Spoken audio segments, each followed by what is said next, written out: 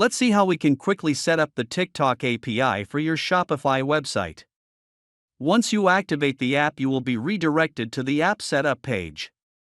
As the first step of the setup, you will have to add TikTok Pixel ID and access token, which you will find from your TikTok Business Manager account. After adding details, click Connect to move to the next step. In the second step, you will have to copy the code and click on Settings Customer Events. You will be redirected to the next page. Click on Add Custom Pixel, add name, and click on Add Pixel.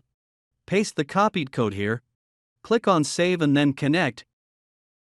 Make sure to enable checkbox and hit Next. As the final step, click on Activate Blocks here. You will be redirected to another page where you have to enable these options and click Save.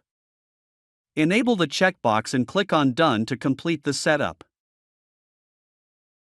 Let's quickly validate the events on the website if the Pixel ID and access token are set up correctly.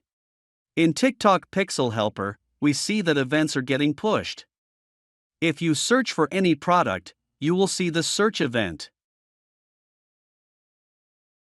Click on Product and you will see View Content. After adding a product to the cart, you will see that Add to Cart event, and further you will see the Initiate Checkout.